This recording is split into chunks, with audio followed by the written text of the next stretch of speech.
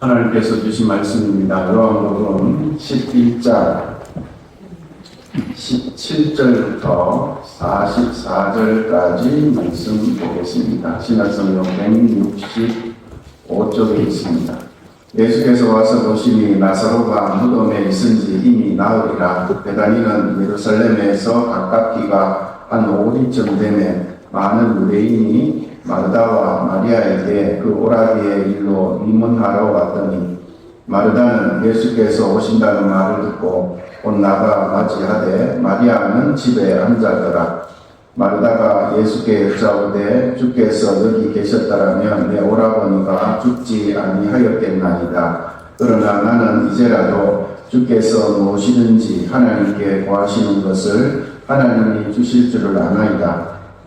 예수께서 이르시되 내 오라비가 다시 살아나리라. 마리아가 이르되 마지막 날 구할 때에는 다시 살아날 줄을 내가 아나이다. 예수께서 이르시되 나는 부활이요 생명이니 나를 믿는 자는 죽어도 살겠고 무릇 살아서 나를 믿는 자는 영원히 죽지 아니하리니 이것을 내가 믿느냐. 이르되 주여 그러하외다. 주는 그리스도시요 세상에 오신 하나님의 아들이신 줄 내가 믿나이다. 이 말을 하고 돌아가서 가만히 그 자매 마리아를 불러 말하되 선생님이 오셔서 너를 부르신다 하니 마리아가 이 말을 듣고 급히 일어나 예수께 나아가매 예수는 아직 마을로 들어오지 아니하시고 마르다가 맞이했던 곳에 그대로 계시더라. 마리아와 함께 집에 있어 위로하던 유대인들은 그가 급히 일어나 나가는 것을 보고 복하러 무덤에 가는 줄을 생각하고 따라가더니 마리아가 예수 계신 곳에 가서 배웠고 그 발 앞에 엎드리어 이르되 주께서 여기 계셨더라면 내 오라버니가 죽지 아니하였겠나이다 하더라. 예수께서 그가 우는 것과 또 함께 온 유대인들이 우는 것을 보시고 심령에 비통이 여기시고 불쌍히 여기사 이르시되 그를 어디 두었느냐. 이르되 주여 와서 보옵소서 하니 예수께서 눈물을 흘리시더라. 이에 유대인들이 말하되 보라 그를 얼마나 사랑하셨는가 하며 그 중에 어떤 이는 말하되 맹인의 눈을 뜨게 한 이 사람이 그 사람을 죽지 않게 할 수 없었더냐 하더라. 이에 예수께서 다시 속으로 비통 여기시며 무덤에 가시니 무덤이 굴이라 돌로 막았거늘 예수께서 이르시되 돌을 옮겨 놓으라 하시니 그 죽은 자의 누이 마르다가 이르되 주여 죽은 지가 나흘이 되었으매 벌써 냄새가 나나이다. 예수께서 이르시되 내 말이 내가 믿으면 하나님의 영광을 보리라 하지 아니하였느냐 하시니 돌을 옮겨 놓으니 예수께서 눈을 들어 우러러 보시고 이르시되 아버지여 내 말을 들으신 것을 감사하나이다. 항상 내 말을 들으시는 줄을 내가 알았나이다. 그러나 이 말씀 하옵는 것은 둘러선 무리를 위함이니 곧 아버지께서 나를 보내신 것을 그들로 믿게 하려 함입니다. 이 말씀을 하시고 큰 소리로 나사로야 나오라 부르시니 죽은 자가 수족을 배로 동인 채로 나오는데 그 얼굴은 수건에 쌓였더라. 예수께서 이르시되 풀어놓아 다니게 하라 하시니라. 아멘. 앞에 좌우에서 인사합니다. 사랑합니다. 축복합니다. 사랑합니다. 축복합니다.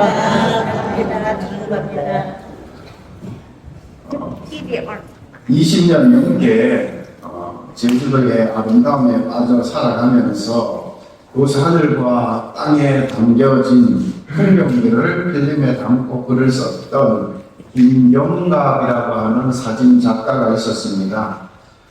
그렇게 바람과 하늘과 시시각각 변하는 구름과 빛들의 아름다운 광경을 말로 다 표현할 수가 없어서 그것들을 소중하게 사진기에 담아냈습니다.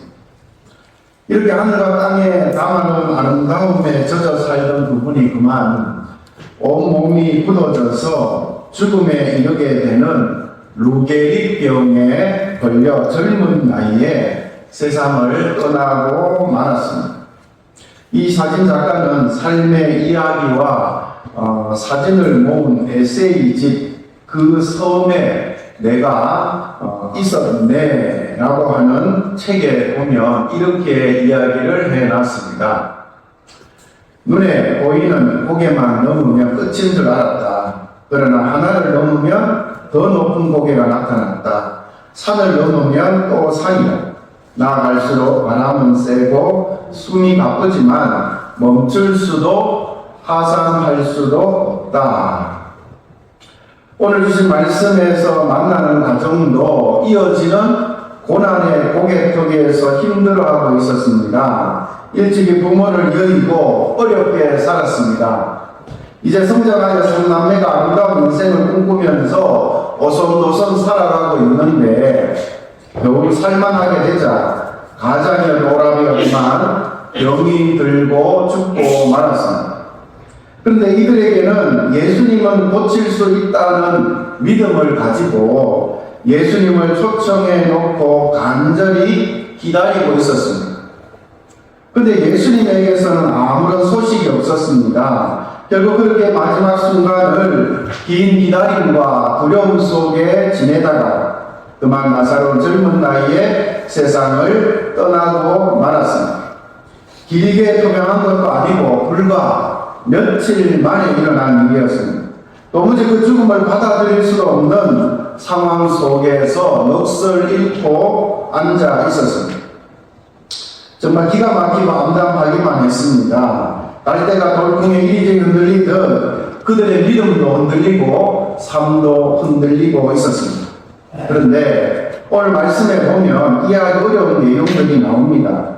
나사로가 병들어 죽을 지경에 놓였고 예수님의 기도라도 받고 싶어서 급한 전가를 보냈지만 웬일인지 예수님은 나사로가 죽기를 기다린 것처럼 다른 곳에 시간을 다 보내시고 오시지 않다가 죽은 다음에야 찾아오신 것입니다. 기왕 살려주시려면 죽기 전에 오셔서 병을 낫게 해주시는 것이 더 좋았을 텐데 말입니다. 가난하지만 어려웠지만 삼남매가 서로 의지하면서 이날까지 살아왔습니다. 그들은 예수님께서 살아가셔서 늘 즐겨 찾으시던 가정, 삼남매 또한 예수님을 참으로 사랑했던 사람들이었고 가정이었습니다. 그런데 이 가정에 어려움이 찾아온 것입니다. 예수님이 살아가시는 가정에 왜 어려움이 오는 것인지, 예수님은 이 어려움 가운데 있는 사람을 왜 그렇게 외면하셨던지, 어느 대학의 철학 교수로 15년 후 재직하다가 농촌으로 기농해서 농사꾼이 된 윤구병 씨라는 분인데 이분이 잡초는 없다라는 책을 썼습니다.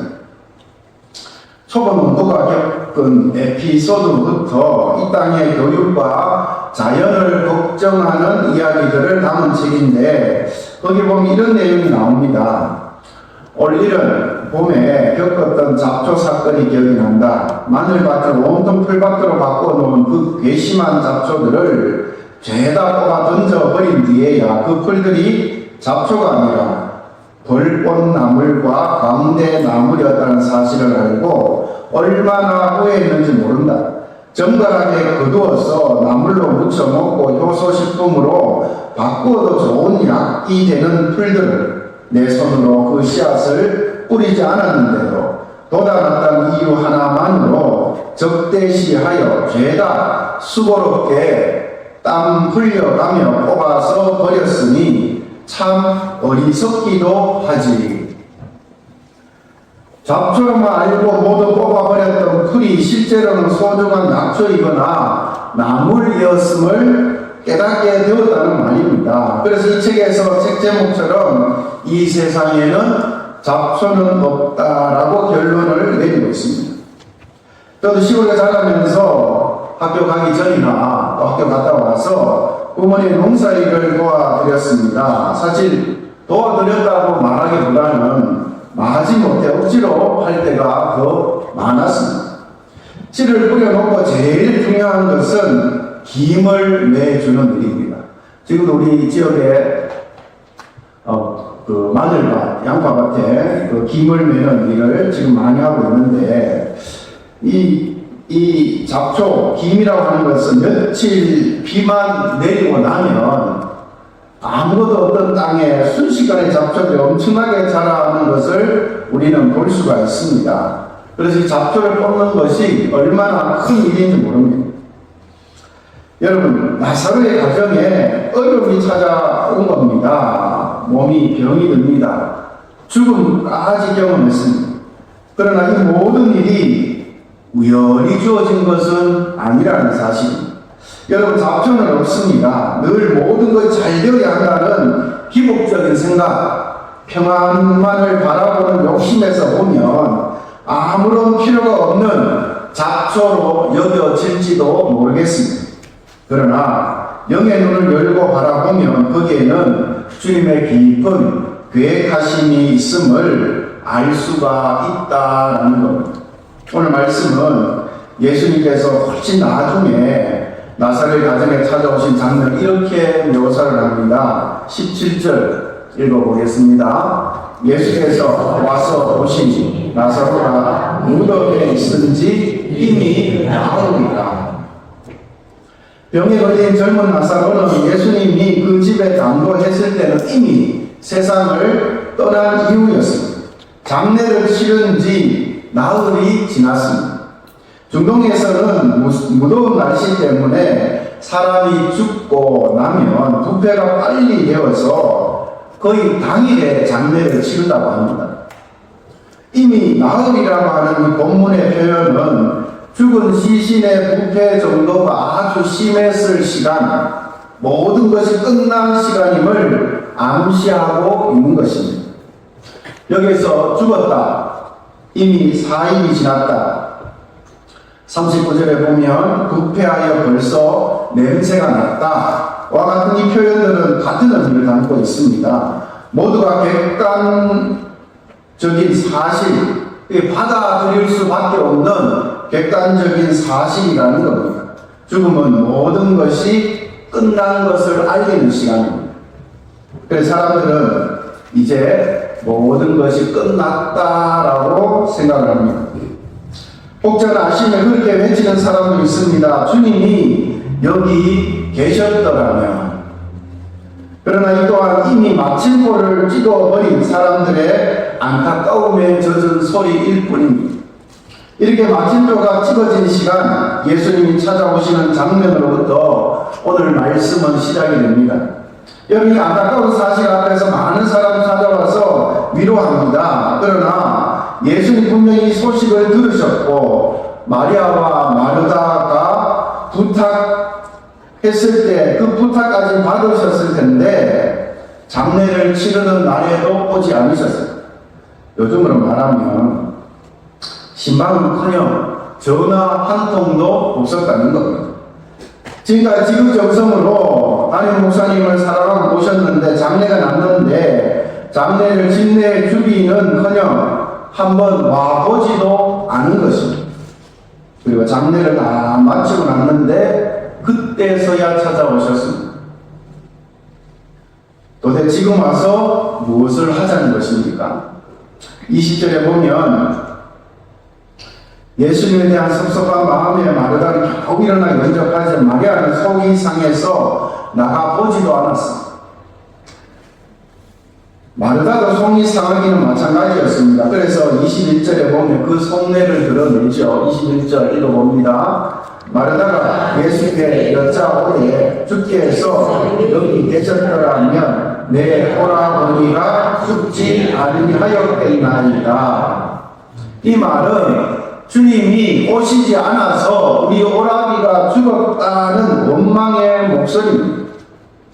여러분, 모든 것이 끝난 마침표 인생을 지금 그들은 살아가고 있는 겁니다. 그런데 중요한 것은 예수님은 마침표를 찍지 않으셨습니다. 모두들 끝났다고 생각하지만 예수는 그렇게 생각하지 않으셨습니다.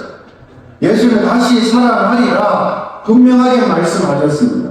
예수님은 마침표를 찍지 않으신 이미 죽은 후에도 무덤에 장사된 이후에도 4일이라고 하는 긴 시간이 지났어도 무덤 문이 굳게 돌로 막아져 있어도 마침표를 찍지 않으십니다. 사람들 안 된다고 말하는데 예수님 마침표를 찍지 않으십니다. 아무리 어렵고 힘들더라도 예수님이 그렇게 하지 않으시면 결코 먼저 마침표를 찍는 것은 신앙인의 모습이 아니라는 거예요. 그런데 여기서 예수님이 요구하셨던 것이 있습니다. 마르다, 마리아 자매는 공통적으로 뭐라고 이야기합니까? 주께서 여기 계셨더라면 이렇게 고백을 하고 있습니다. 이 두 자매는 예수님은 못하실 것이 없다라고 하는 믿음이 있었던 그런 사람들입니다. 그러나 주님께서는 마침표의 현장, 무덤 앞에서 그들에게 요구하셨던 것이 있었다는 사실입니다. 25절, 26절 읽어봅니다. 예수께서 이르시되 나는 부활이요 생명이니 나를 믿는 자는 죽어도 살겠고 무릇 살아서 나를 믿는 자는 영원히 죽지 아니하리니 이것을 내게 말합니다. 예수님께서 무엇을 요구하고 계시는 겁니까? 믿음을 요구하고 계시는 겁니다. 무덤 앞에서도 이것을 다시 한번 확인하시죠. 40절 읽어봅니다. 예수께서 이르시되 내 말이 내가 믿으면 하나님의 영광을 보리라 하지 아니하였느냐 하시니, 사실 이런 말씀하실 필요 없이 일단 죽은 사람 살려놓고 말씀하면 모두 다 보고 믿을 텐데 예수님은 믿음을 먼저 요구하고 계십니다. 왜냐하면 기적이 있기 때문에 믿는 것이 아니라 믿기 때문에 기적이 일어나기 때문입니다. 그러니까 하나님이 아직 마침표를 찍지 않은 일에 미리 마침표를 찍어버리지 말고 하나님을 신뢰할 수 있느냐라고 요청하시는 겁니다. 성경에는 우리가 이성적으로, 과학적으로, 합리적으로 이해하기 어려운 사건들이 참으로 많이 기록되어 있습니다. 그러나 이것을 우리의 지혜로 이해되기보다는 경험되어야 하는 일들입니다. 그리고 오늘 말씀에 나사로 가정의 고난은 예수님의 십자가 사건을 드러내기 위해 사용하신 도구였다는 겁니다. 죽음에서 다시 살아난 것은 나사로에게만 일어난 일이 아닙니다. 우리 모두에게 일어날 수 있는 일임을 믿으시길 바랍니다. 오늘 말씀 앞에 있는 11절에 보면 우리 친구 나사로가 잠들었다. 그러나 내가 깨움으로 가노라 라고 말씀하시면서 예수님은 베다니로 찾아가십니다. 이 말은 제자들이 오해를 하자 14절에 가보면 나사로가 죽었느니라 이렇게 말씀을 해주십니다. 예수님도 알고 계셨다는 겁니다. 아니 어쩌면 예수님은 나사로가 죽기를 기다리셨는지도 모릅니다. 그리고 나흘이라고 하는 시간이 지난 다음에 찾아오셨습니다. 예수는 계속해서 제자들의 믿음을 일깨우고 계시는 겁니다. 그런 연후에 나사로의 무덤을 찾아가셨습니다. 39절에 가보면 예수님은 무덤 앞에서 이렇게 말합니다. 돌을 옮겨 놓으라. 이 말은 이런 의미가 담겨 있는 겁니다. 사망의 권세에 가두어 버리는 돌을 옮겨 놓으라고 하십니다.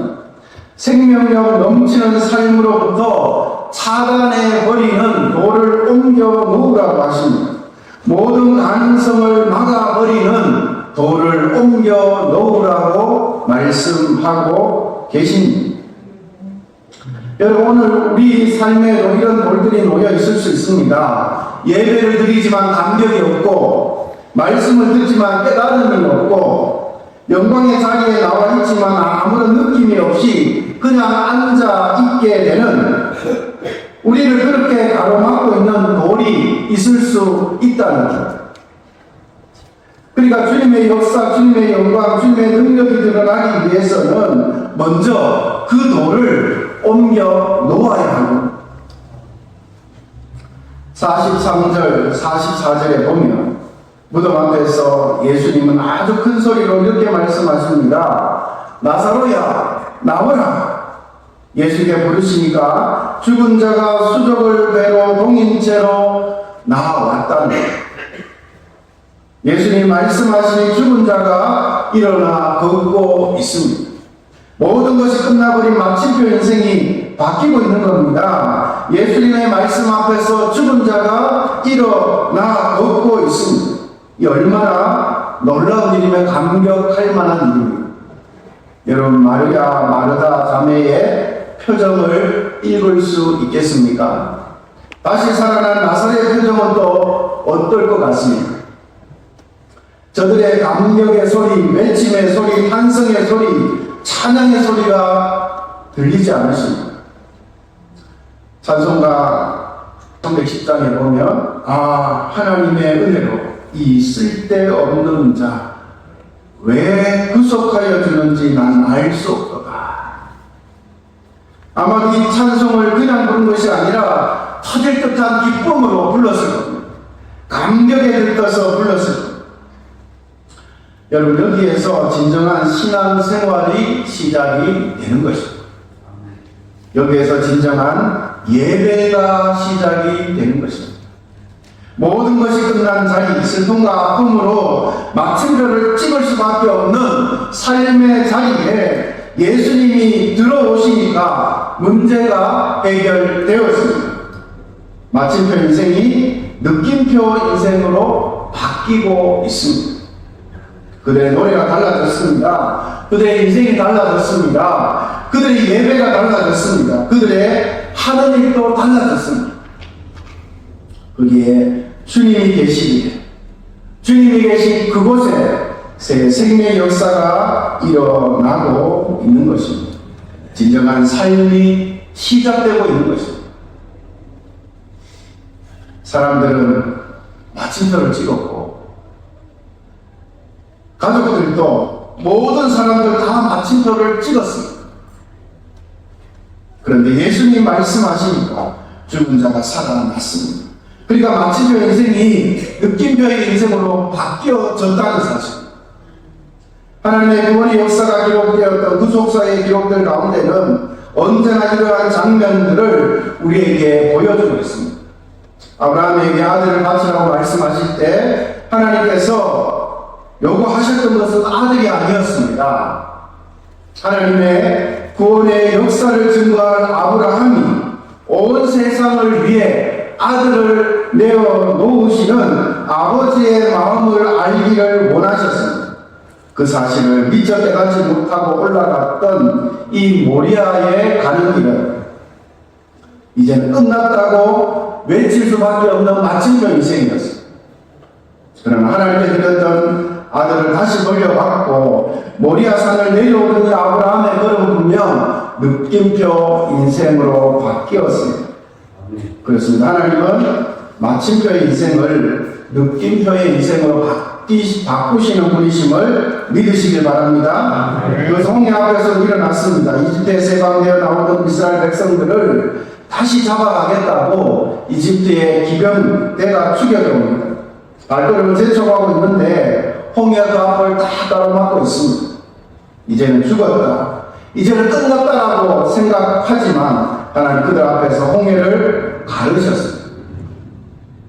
바다 가운데 남길을 가면서 그들의 가슴은 얼마나 터질 것 같았겠습니까? 마침표 인생이 느낌표 인생으로 바뀌는 순간입니다.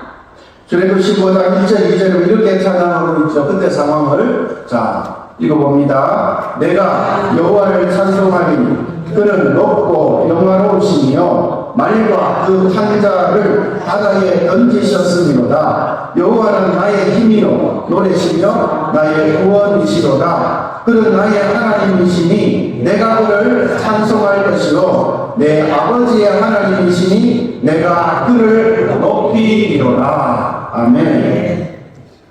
근데 여러분, 우리는 어떻습니까? 하나님의 구속의 정점인 십자가의 사랑을 받은 사람들입니다. 그로 인해 완전하고 놀라운 구속의 은혜를 받은 사람들이라는 겁니다. 그렇다면 저와 여러분의 삶은 어떠해야 하겠습니까? 예수님께서는 나사렛 죽음을 통해서 놀라운 사실을 모든 사람들에게 보여주기를 원하셨습니다. 제자들에게 놀라운 눈으로 바라보고 있는 사람들의 가슴 속에 그리고 이 말씀을 읽고 듣고 있는 모든 사람들에게 말씀하고 계시는 것. 나사렛의 상황만 두고 하신 말씀이 절대 아닙니다. 우리를 구원하신 하나님의 구원을 설명해 주고 계시는 것. 에베소서 2장 1절부터 5절에 보면 이 사실을 이렇게 말씀해 주고 있습니다. 자, 세 번째 성경인데 한번 읽어보겠습니다. 여러분도 전에는 허물과 죄로 죽었던 사람들입니다. 그때에 여러분은 허물과 죄 가운데서 이 세상의 풍조를 따라 살고 공중의 권세를 잡은 통치자 곧 지금 불순종의 자식들 가운데서 작용하는 영을 따라 살았습니다.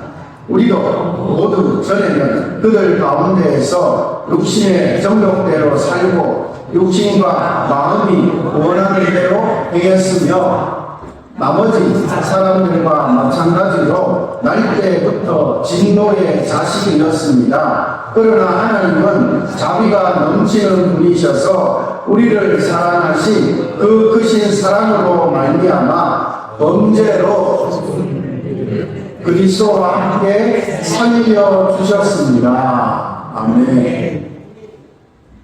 사랑하는 성도 여러분, 우리는 죽었던 존재들이었습니다.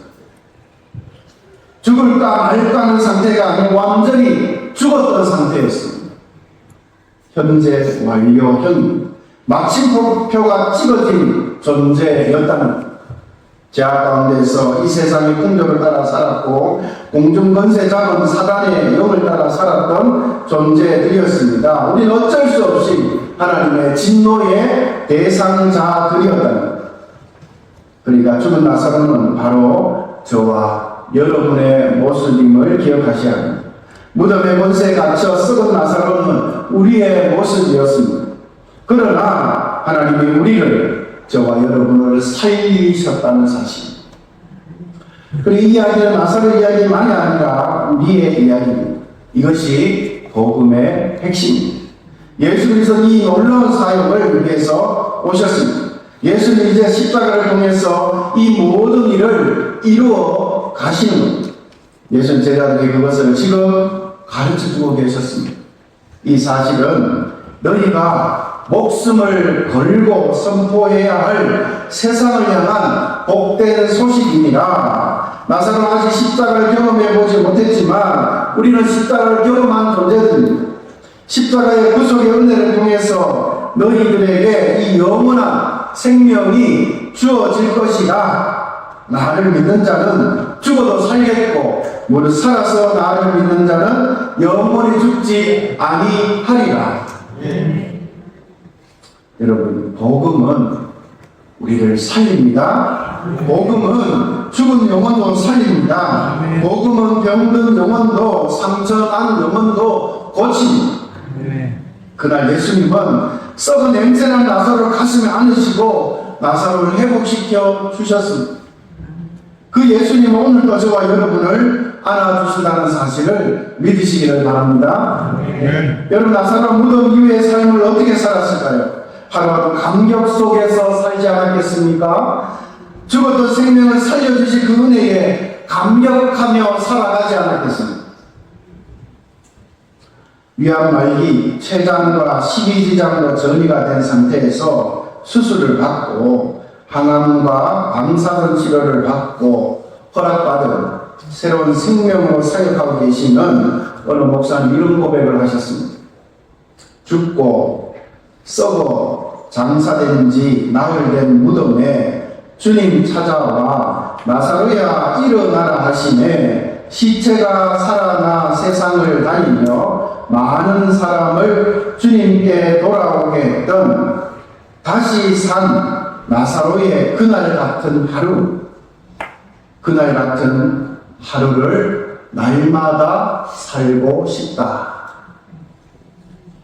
이 목사님의 고백이 바로 구원받고 새 생명을 허락받은 후에 마침표 인생에서 느낌표 인생을 살고 있는 사람들의 고백이 되어야 하지 않겠습니까? 그렇다면 이 놀라운 복음의 능력으로 새 생명을 받고 오늘 또 회복하시며 새롭게 하시는 하나님 아버지의 품을 경험한 우리는 어떻게 살아가야 하겠습니까? 하나님의 은혜를 받은 후에 복음을 체험한 이후에 우리는 어떻게 살아가야 하겠습니까? 어려운 삶의 상황 앞에서 신실하고 헌신된 삶을 살았던 마리아 마르다 자매도 흔들렸습니다. 그러나 주님의 놀라운 은혜를 받고 난 이후에 이들의 삶은 완전히 달라졌다는 사실입니다. 요한복음 12장 2절에 보면 예수님을 위해 잠시하는 삶을 살았다라고 증언하고 있습니다. 사랑하는 성도 여러분, 우리는 점점 나이가 들어가면서 안정할 수 없는 시간으로 접어들고 있습니다. 몸도 아프고 마음도 아프고 작은 일에 상처받고 힘들어하며 그렇게 살아가고 있습니다. 내 인생이 이렇게 늙어가는구나 말할 수밖에 없는 생이 어쩌면 우리의 남은 생일지도 모르겠습니다. 어쩌면 마침표를 찍어야 할 일들이 더 많아질 수 있습니다. 그러나 모세는 80세 하나님의 손에 붙들려 전혀 다른 생을 살았던 것을 기억하셔야 합니다. 마리아 자매는 일찍 부모를 위해 목과도 잃고 마침표 인생을 살 수밖에 없었지만 예수님 온전히 모심으로 인해서 그들의 생은 느낌표 인생을 살게 되었다는 겁니다. 실화문과에 38년 된 병자의 인생도 마침표 인생이었습니다. 그러나 예수님과 함께 전혀 새로운 느낌표 인생을 살아갈 수 있었습니다. 우리에게 남은 생을 살아가는 동안 아니 오늘 하루를 살면서 우리 결단해야 하는 겁니다. 마침표 인생을 살 것인지 느낌표 인생을 살 것인지 말입니다. 깊은 바다 속의 수압은 엄청난 힘이 있어가지고 그냥 잠수한 거는 쭈그러뜨릴 수 있다고 합니다. 그런데 쇠도 찌그러뜨린 현장 가운데 작은 물고 유유히 헤엄치고 다닙니다. 왜 그런지 아십니까? 부레를 가지고 있기 때문입니다. 이 부레는 안과 밖에 압력을 갖게 만들어주는 그런 역할을 한다고 합니다.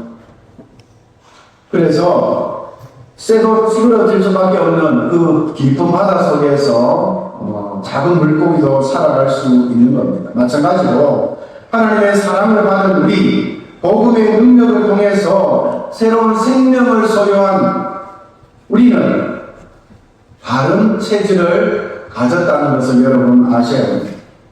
그러니까 우리 속에 감격과 신뢰와 기쁨과 평안의 압력을 높인다면 세상의 그 어떤 압력에서도 승리할 수 있음을 여러분 믿으시기를 축복합니다. 사실 우리를 향하여 불철주야 다가오는 무수한 압력들이 있습니다. 그것들로부터 우리가 터지고 깨어지지 않을 수 있는 비결 한 가지는 복음을 통해서 우리가 새롭게 된 부레와 같은 구조를 가져야 한다는 그것은 바로 우리 속에 믿음의 압력을 높이는 질병의 압력, 물질의 압력, 가시의 압력, 상처의 압력들이 우리를 쉬지 않고 누를 때 우리 속에 있는 은혜와 감사와 영성의 압력을 높여가야 하는 겁니다. 지금도 우리를 짓누르고 있는 무거운 짐의 압력보다 우리의 짐을 날마다 짊어지시는 하나님을 향한 거룩한 압력이 더 크다면 하루하루를 넉넉히 감당하고 이겨나가고 버텨낼 수 있을 겁니다. 우리가 이처럼 매일 힘들지만 매일매일 엎드려 기도할 수 있다면 먼 훗날 우리 인생 마지막 순간에 이렇게 고백하지 않을까요? 같이 한번 고백해 봅니다. 나는 하나님 때문에 하루도 행복하지 않은 날이 없었습니다. 하루도 감사하지 않은 날이 없었습니다. 하나님 때문에. 사랑하는 성도 여러분, 마침표 인생을 살 것인가 아니면 느낌표 인생을 살 것인가는 순전히 나 자신에게 달려있는 겁니다. 절대로 핑계댈 수 있는 게 아닙니다. 환경, 건강, 사랑, 핑계 조건이 아닙니다. 그러니까 우리를 위해 오시는 예수님을 기대하면서 기쁘게 맞이할 준비를 잘 하셔서 다시 우리에게 오시는 예수님을 꼭 만났으면 예수님과 함께 주어진 앞으로의 삶을 더욱더 감사하고 행복하게 살아가셔서 마침표 인생이 아니라 느낌표 인생을 살아가시는 저와 사랑하는 모든 성도님들의 삶이 될 수 있기를 주님의 이름으로 간절히 축원합니다. 기도하겠습니다. 하나님 아버지 감사합니다. 오늘도 말씀을 통해서 우리 자신을 돌아보게 하시니 너무나 감사합니다. 우리가 지금까지 마침표 인생을 살아왔던 것인지 느낌표 인생을 살아가고 있는지 잘 돌아보게 하시고 이제 우리 남은 인생을 마침표가 아닌 느낌표 인생을 살아갈 수 있도록 믿음으로 결단하게 하여 주시옵소서.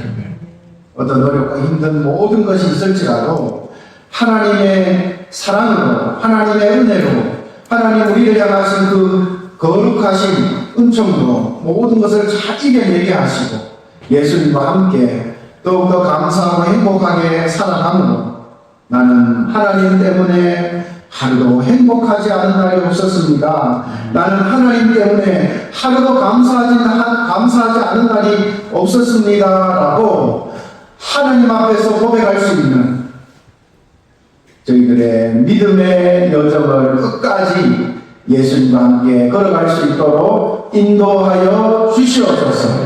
감사드리며 예수님의 이름으로 기도하옵나이다. 아멘.